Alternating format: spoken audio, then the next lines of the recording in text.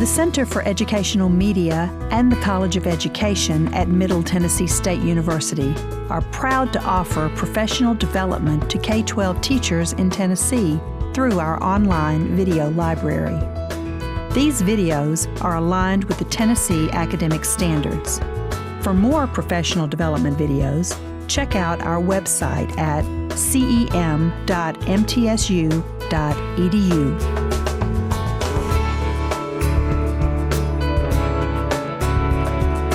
This video is aligned with the following Tennessee academic standards.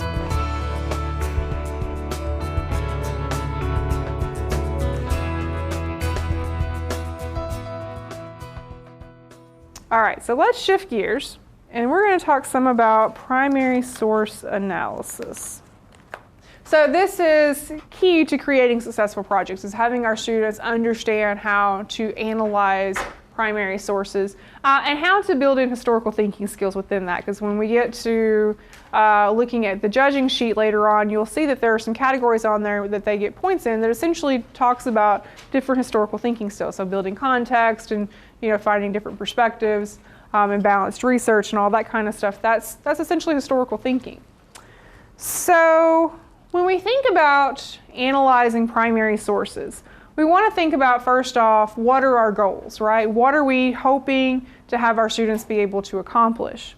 And we want them, of course, to first off be able to understand the scope of history, right? We want them to understand how complex history is. And they can place that source within that context and kind of see that that source is telling them about the past. We want them to think about the skills that they're going to learn. We want them to think about higher order thinking skills and critical thinking skills. And understanding that when they're analyzing those sources, that they are using those types of skills in order to do that. When we think about primary source analysis, it essentially builds off of the inquiry cycle. And this is the methodology that the Library of Congress has built the TPS program around. And so when we think about primary source analysis, it gets into those first two steps in that cycle, which are connect and wonder, where we're asking students to make observations, where we are having them to think about what they know and to draw connections to their past knowledge, and when we're asking them then to develop questions, and then to make predictions that they are going to then try to flesh out and verify. So as they have analyzed that primary source in Connect and Wonder, then they really start the research process, right? This is where they're going to look to find sources that are going to help answer the questions that they have developed. So they're going to have to build in other primary sources, other secondary sources to answer those questions. They're going to have to make sense of those sources, and then they're going to have to construct new knowledge. So they're going to have to basically figure out, how do these sources answer my question? What do I now understand about the original source? When we get to express, they're going to have to share those findings. So whether that be communication skills, writing skills, text skills, whatever it is, however it is that they're expressing that, they're going to have to work in a different skill set to share what they have figured out on their responses to those original questions. And then finally, they're going to have to reflect, right? They're going to have to think about, why does this all matter? What new questions do I have? What conclusions have I drawn? So that when we think about, again, research, it really is the inquiry cycle. And that when we're using primary sources, oftentimes we can hit on some aspect or multiple aspects of the inquiry cycle within our lessons.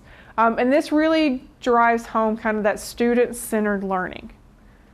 Which we know that that's something that a lot of us are trying to achieve now, and a lot of districts are pushing us towards, is having learning be more student-centered rather than just the teacher delivering the content, but the student driving the learning. And this kind of process will get at those goals.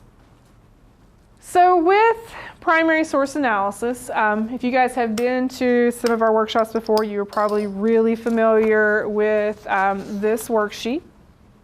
This is the primary source analysis tool that the Library of Congress has developed. So when we devise activities, this is really the foundational piece that we use in those activities, because it is a really great way to get kids started in thinking about analyzing a source. And so you'll note on that sheet that there is observe, reflect, and question.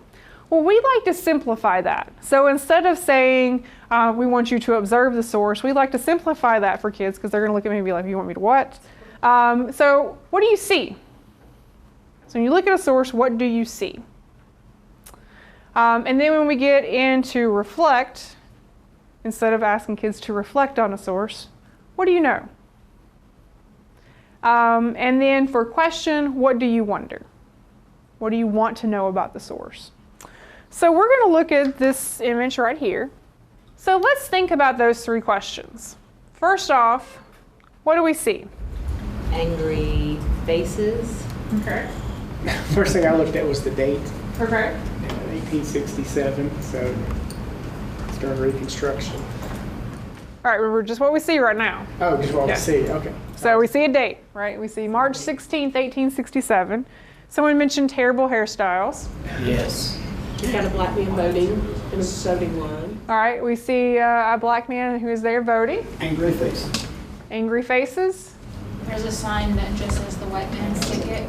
right? We see the sign there, it says the white man's ticket, and underneath it, it says for Mayor H. Addison. What does that say that he's holding? The guy with the top hat, he's holding like a... All right, so the guy in the top hat we see is holding looks like a rolled up parchment, and it says suffrage vote. Veto, suffrage veto. Oh, sorry, suffrage veto, you're right. And then it says District of Columbia. And are we looking at those two together? Yes. As one. So the woman at the bottom appears to be at home. Yes. There's no women in line. They're not in line. Yeah, so there's no women at the top, but we see women at the bottom, and the one in the center here is kind of looks like in a home environment. All the hairstyles are different in the bottom. Yeah, with the different hairstyles at the bottom. And while these images are on the same page, they're also, they're sort of, they're different, but they're juxtaposed together, right? We have a man that looks like Lincoln behind the black man, if that's significant. All right. There's actually, so that you have the tall guy here that kind of reminds me of a Lincoln-esque figure, the top hat, and he's tall. You also have, in one of our groups last week, point out this one, the guy over here also looks almost like a ghostly figure of Lincoln. I don't know if that's intentional or not, but. It's super amazing posture. The guy in the center. Yes. Yes. The guy behind him has something written on his hat. I can't decide if it's USA or CSA. Yes, the guy behind him on his hat, it says ex-CSA. Confederate States. So the guy on the left, Johnson. Wait, we're still doing observations right now. He looks like a grumpy old Johnson. Sorry. The guy behind the African American gentleman that looks almost like he's wearing a military hat. Yeah, I was thinking that looked more like Grant to me. Okay. So now let's think about what do we know. So we mentioned Andrew Johnson. What do we know about Andrew Johnson? That might relate to this. Segregation. He's from Tennessee. He's president. He got impeached. Got impeached.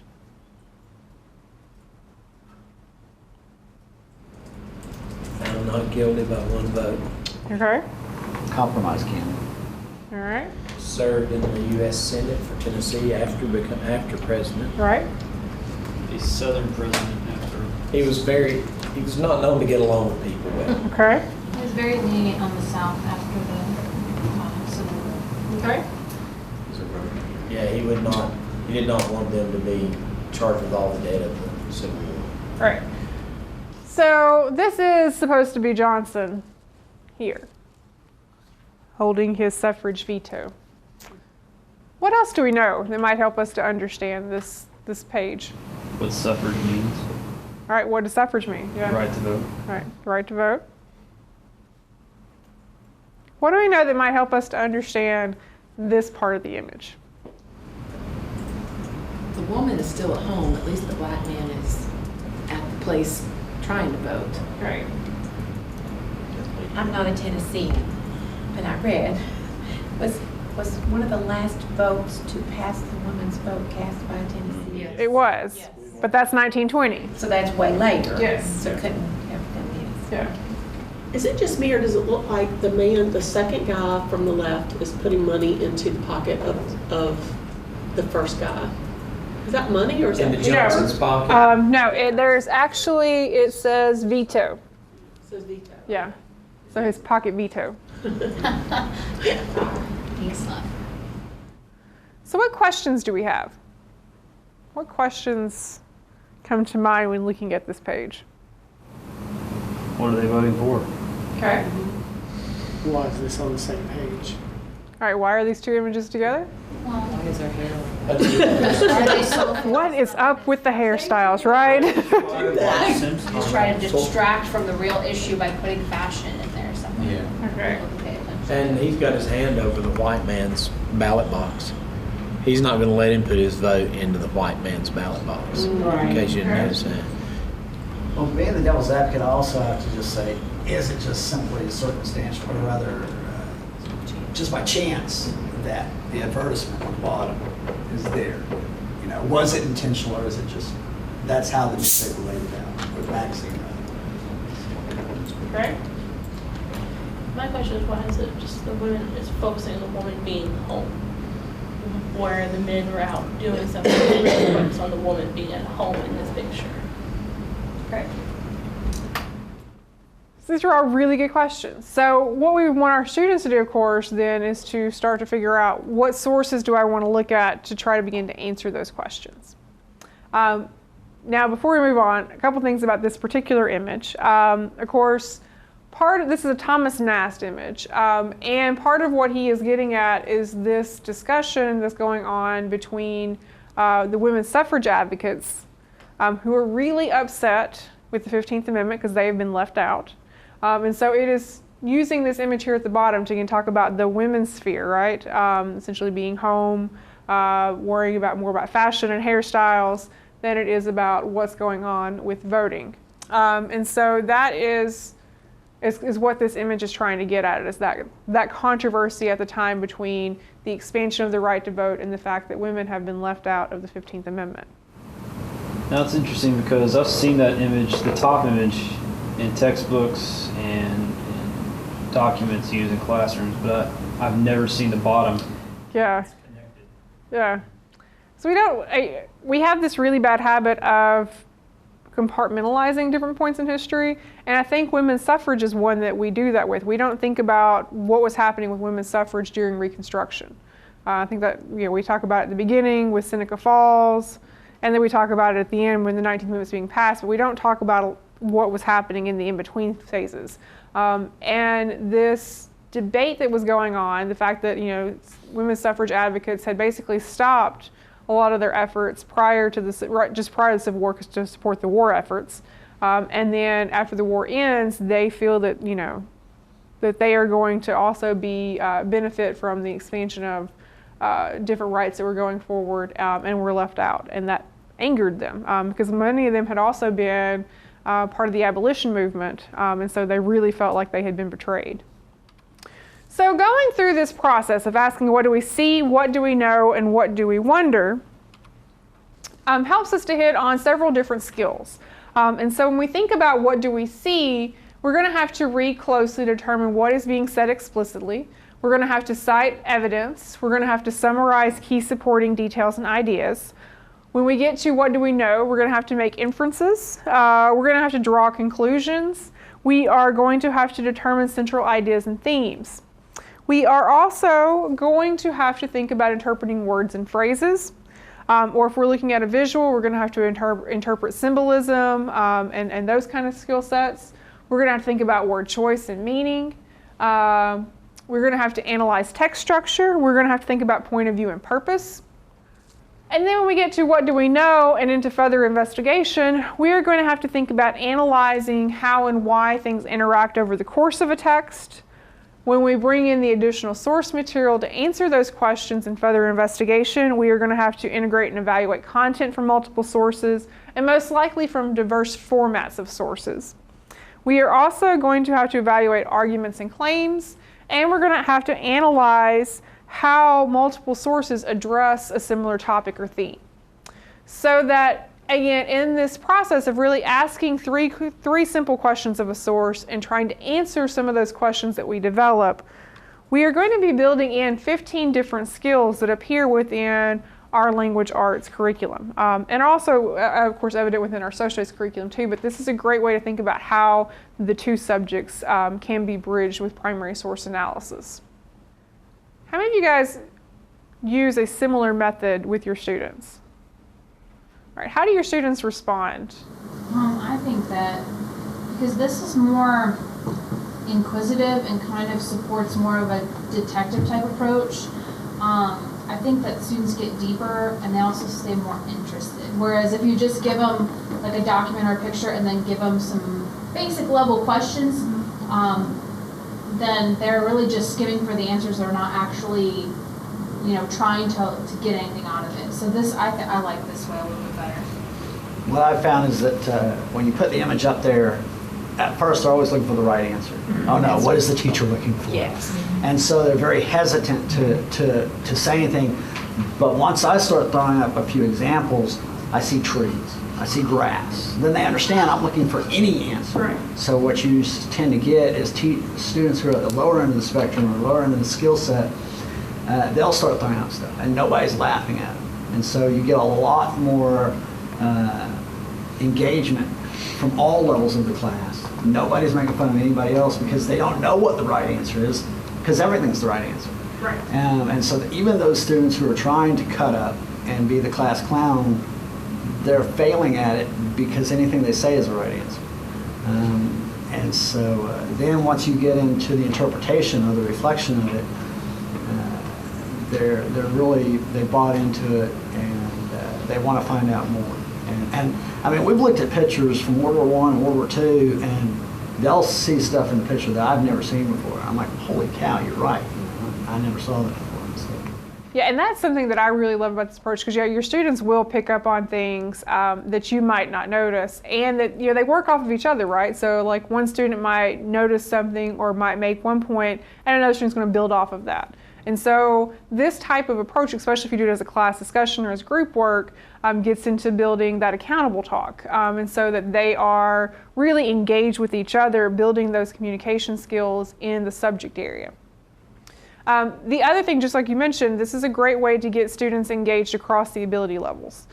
Because when we think about observations, that's a question that all of our students are going to be able to contribute to. And then we think about background knowledge. This is going to be really important because it's going to help you to figure out where are the holes in your students' background knowledge. Do they have some misconceptions that they're coming in with? Especially we think about, most people in the American public get the majority of their historical information from popular culture. And we all know that, movies and TV shows and, whatever, a lot of time change things for entertainment value. So if your students have only ever watched Disney's version of Pocahontas, they think that's what happened. You could throw up some primary source images and, you start talking about it and you're going to realize that this is what they think has happened. And so that can help you to, again, learn how to think about how to address those misconceptions that are out there. After teaching English this is my 23rd year of teaching, but after teaching English all these years and moving into a new subject area, I appreciate this so much because these are our standards, 6th grade ELA. And the connection between those and using the words that they're already familiar with in ELA is going to be very beneficial. It makes me feel more at home to see the the verbiage that's up on the board right now. Well, and the other thing that can be helpful, because for a lot of schools, the challenge, especially in elementary and middle school, instructional time for social studies oftentimes gets cut, right? You don't get as much as you need, especially when you get into those middle school standards and you see the number of social standards you have to cover. If you can figure out ways to bridge English and social studies, it's a way to get a little more instructional time to help you be able to cover the volume of standards that you have to cover. And of course, the more students are able, the longer they're able to work with a particular source, the more familiarity they're going to build, the way they're going to be able to master that source. So if it's something that they're going to see later on at the end of the year on the social studies test, that is going to help them because they've spent all that additional time with that source. They're going to be comfortable with it. They're going to be able to answer those questions in a proficient manner. So again, that's where if you can work with your, if you get to teach both, or if you can, partner and work with your English teacher or work with your social studies teacher, it really is beneficial for your kids. So that's one way, kind of a basic way to approach analysis. If we want to take that a step further, and we want to think about starting to build historical thinking skills, So maybe we're working with high school students, or we've got middle schoolers that we want to start to challenge that next step. We want to think about analyzing so that we're thinking about chronological thinking, we're thinking about comprehension, we're thinking about analysis interpretation, we're building research capabilities, and that we're doing issue analysis and decision making. And so this type of analysis is going to be more challenging. It's going to kind of get at a deeper level of inquiry. We're going to ask more challenging questions. We're going to have to know more background knowledge. The way we like to break this down is looking at it from these 5 viewpoints. So thinking about historical context, intended audience, point of view, purpose, and outside information. All right, so we're going to go through and talk about each of these 5 kind of categories. And then I'm going to have you guys actually analyze a couple sources thinking about these. So we'll go through them individually first. So thinking about historical context to begin with. So what we want students to be able to do, of course, is to connect the document or the source to the moment in time in which it was created. We want them essentially to be able to think about when they look at that document, they've identified when and where it was created, and if U.S. history or whatever history you're teaching is a timeline on the wall, you could plop it down on that timeline and they would describe all the things that were happening around it. So that in doing that, they can understand its place amongst all of the different things that were happening when it was created and how it connects to those. So like when we think about that image we looked at earlier, we want to think about connecting it essentially to the larger fight for women's suffrage, but also then connecting it to what was happening with Reconstruction. So knowing like those 2 incidents and connecting it to the context for both of those events. When we think about intended audience, we want to think about who the source was created for. And if we can identify who that source was created for, having us then think about how that helps us to understand what's being said. Does that influence the tone? Does that influence the content of what is there? So again, if we think about that Harper's Weekly image, who was typically the readership for Harper's Weekly? Educated. All right, educated? DC area. Yeah, it's more of a Northeast publication. I mean, it's circulated nationwide, but it's published out of the Northeast. So knowing those 2 things, how does that help us to understand that image a little bit? Okay, so think about it this way. So imagine, right, they're going to fit to who they're going to read it. So imagine had that publication been printed in the South as opposed to being printed in the Northeast. How might that have changed what they had to say about Johnson, for example? A smile on his face. Yeah. Right. A bit more handsome. All right, so, right, because the South is probably going to have a different perspective on Johnson, and they're going to try to speak to whatever that perspective is. So knowing that audience is going to help us to kind of understand the tone for the image. Another example I like to use, there's a memoir that we've used before. The title for it is Humorous Incidents in the Life of the Civil War. And the guy starts his talk and starts the memoir with that he is doing this by invitation of the Daughters of the Confederacy, and he is a Confederate veteran. So understanding that he is speaking to this group of women 15, 20 years after the war, knowing that first off they have a shared political viewpoint, right? And that he's speaking to a group of women in the late 1800s. So I know that he's probably not going to talk about the graphic detail of war, because he wouldn't have shared that with a group of women. And I know that they're probably going to be sympathetic to the same political causes, because they're from the same side. So again, understanding that, and you could pose different scenarios to your kids. So think about if he was speaking to a group of other veterans, or if he was speaking to a mixed group of Union and Confederate veterans. How might what he's talking about change? You could also pose it to your kids. Imagine that you're telling a story to your best friend versus your parents, versus a stranger, versus your teacher. Like, how is that your audience changing what it is that you're saying, even though maybe you're talking about the same event? So point of view.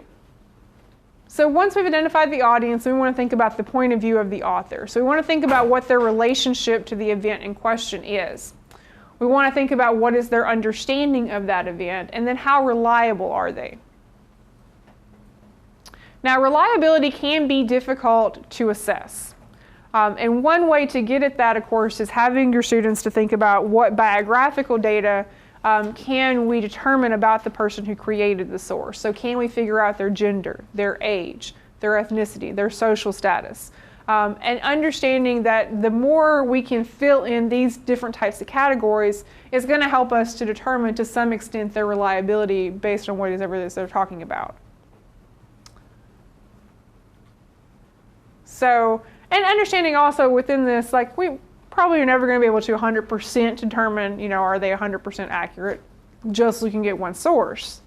But it is going to help us to start to be able to judge that. One that I like to think about, so if you have done the early American history, you've looked at some of John Smith writing. John Smith wrote about his time during the time he was supposedly rescued by Pocahontas 2 different times at different periods. And depending on which publication you're reading, he talks about the event in very different ways. So in the first account, he never even mentions Pocahontas. Mentions nothing about having his life threatened, nothing about being rescued. The second time around, he's writing just after she's died. And then she appears, and she appears in the story, and he talks more about kind of her coming in and saving him and saving his life. So obviously he was there. He is a primary source, but he has contradicted himself. So we know his reliability, to some extent, is in question. So again, we're never really going to know 100% about reliability, but we can start to think about it based on some of these different scenarios and building in, of course, the point of view, but then thinking about context and audience also. Purpose. We want to think about why a source was created.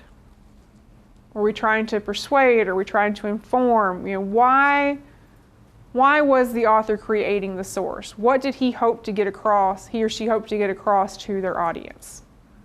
And then finally, we want to think about what additional historical information can we get from the document. Does this bring up other points beyond kind of the key focus that's going on? Does this relate to other documents, other points in time, maybe other things that we want to look at? How does this help us to make our argument? Okay, what we're going to do is I'm going to pair you guys up. You've got an image. You're also going to get an excerpt from the preface of an accounting of the proceedings of the trial of Susan B. Anthony.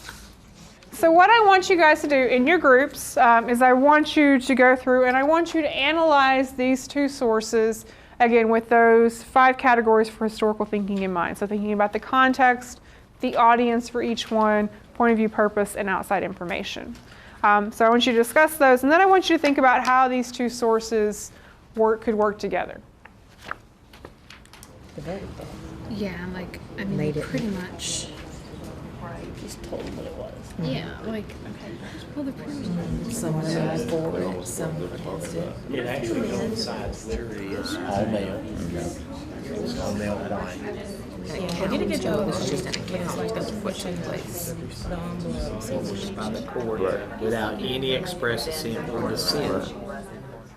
Now, something you can do with your students, especially if you have some way to get this funded, is have little magnifying glasses in your classroom that you really get into that because they really get to play the detective then.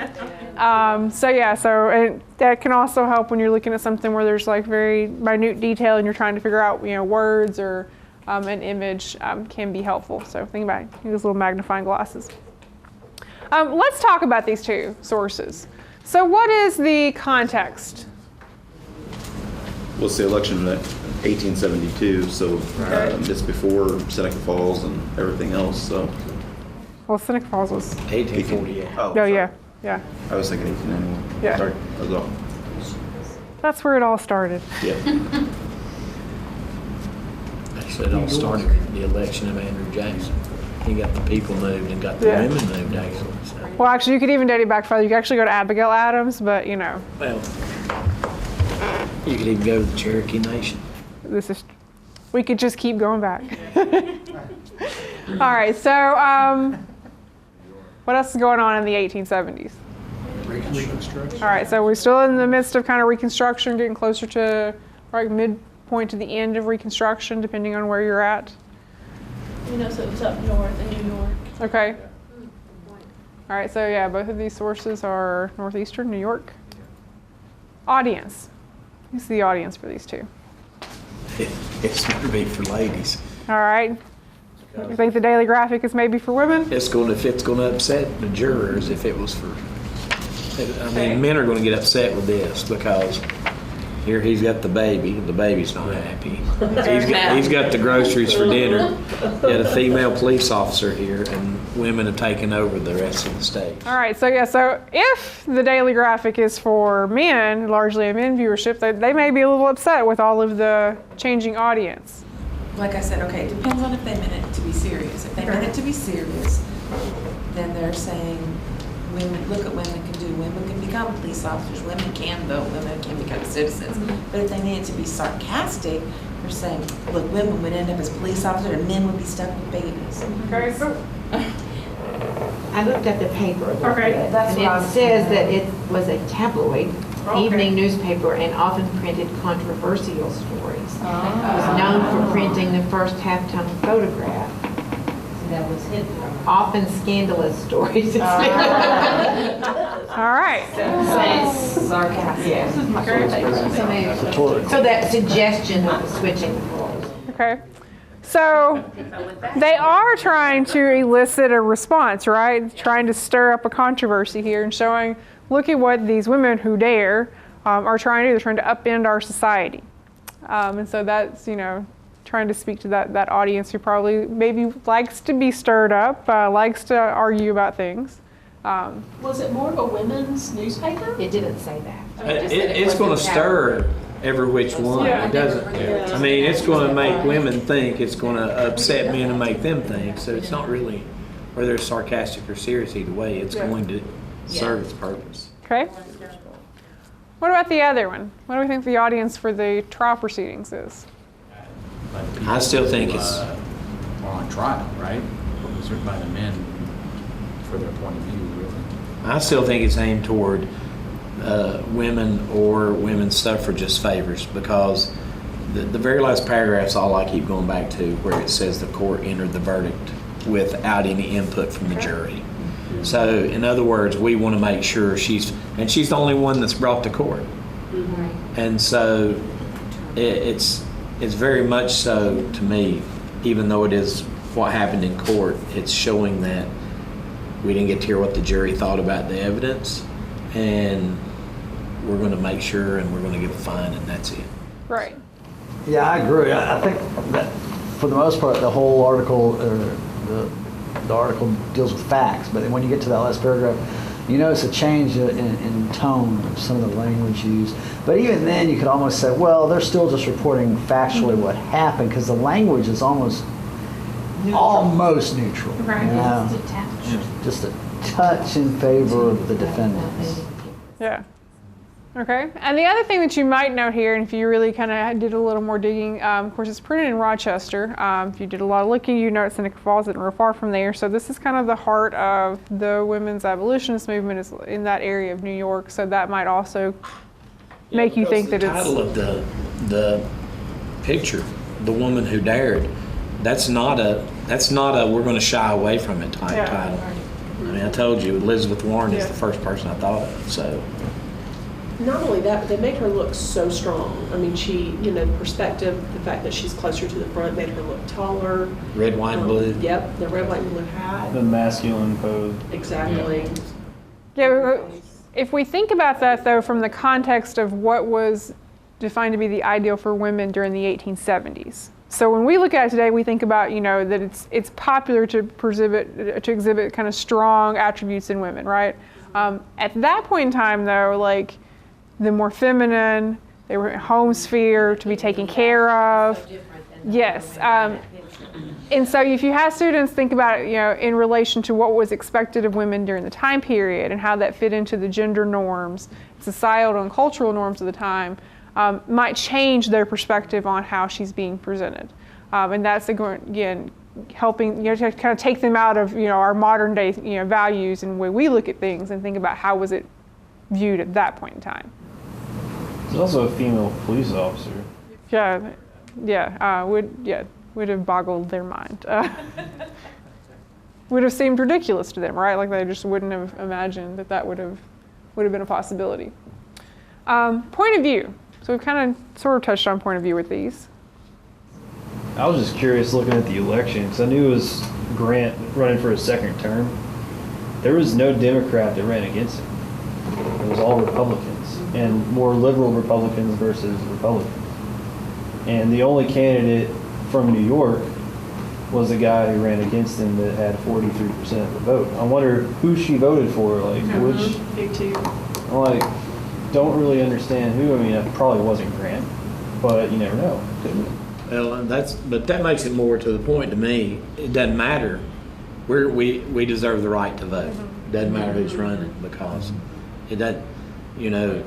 The Democrat, that's more up today, but it was where the women's suffrage movement started, more or less, and so they just deserve the right to vote in their eyes, and so I think that's the. But it makes you wonder if she supported a candidate publicly or not, to investigate further, or if she just supported the right to vote. So that would be something to look like. Were they trying to be politically active, or were they just advocating? Yeah. It didn't matter who they voted for, just as far. Yeah, so that would be something good to explore further to see kind of, was the abolitionist movement trying to, to court one party over another. Okay, so purpose. What do you think the purpose for these two items are? Stir people up. All right. Definitely the cartoon was to get a response. All right, so we're going to stir up some controversy, get people talking.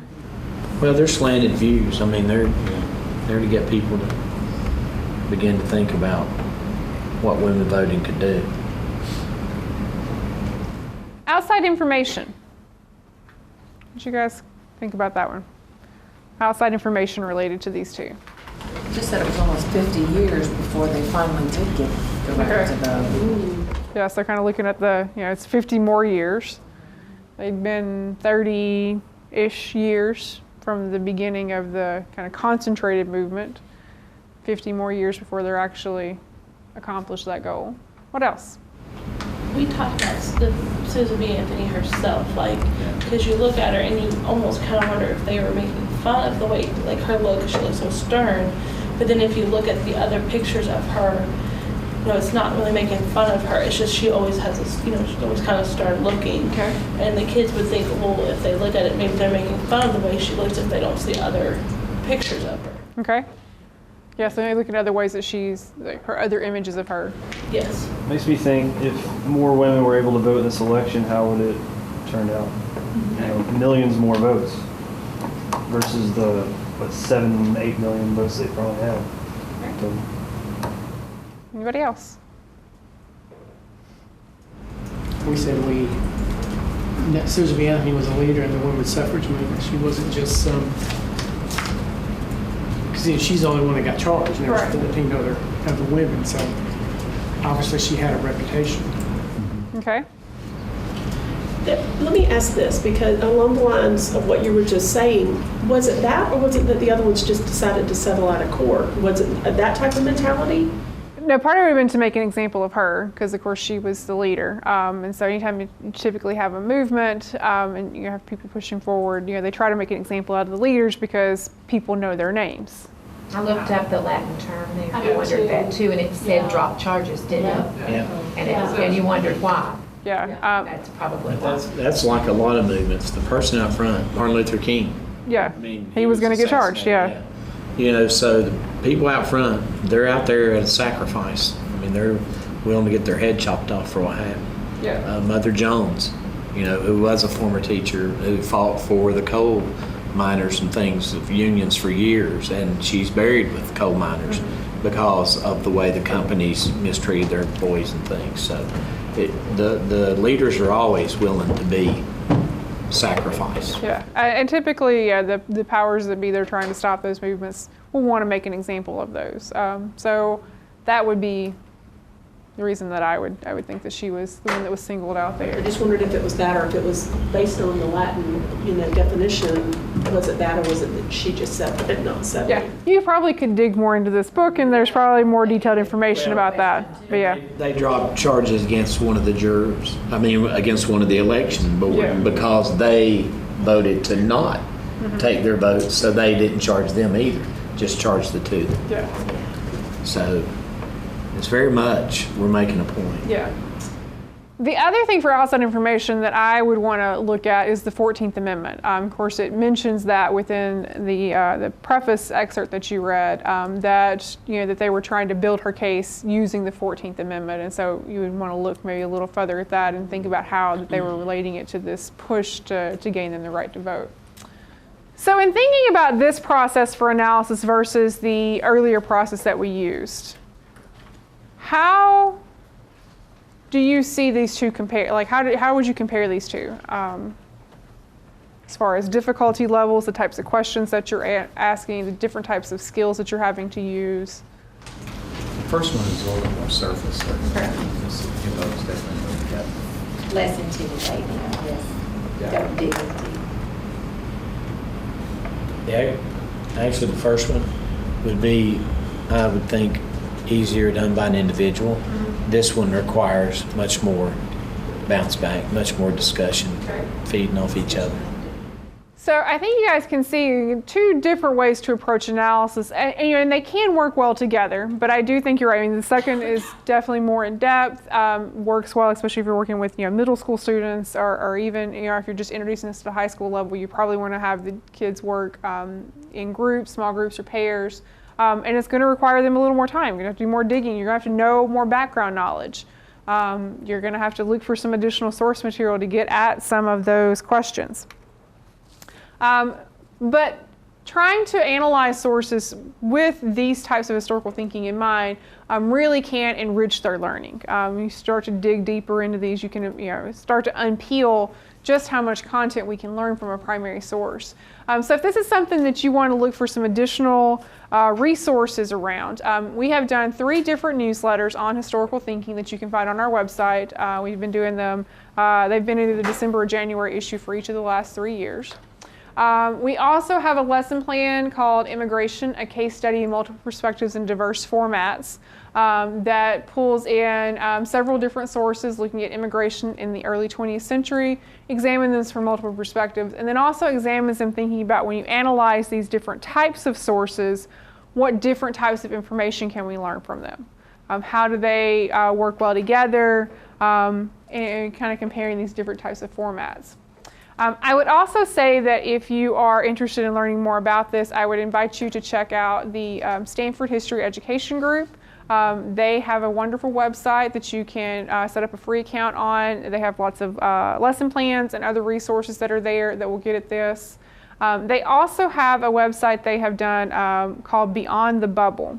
They are one of our TPS partners, and that is something that they have done as part of their TPS work, Beyond the Bubble. And they are short assessment pieces, again, getting at historical thinking skills. You'll work with one primary source, and the students are giving one prompt. So thinking about sourcing or contextualizing or corroborating evidence. And so it will, again, help you to assess kind of where your students are at with these different skill types. And then, again, if you want to do a little more digging, I will recommend there's one other book that I've enjoyed. Dr. Yorkie Williams has done a book, Teaching U.S. History Beyond the Textbook. Again, his name is Dr. Yorkie Williams, Teaching U.S. History Beyond the Textbook. And that one is another good one for thinking about different ways to analyze sources to build in historical thinking.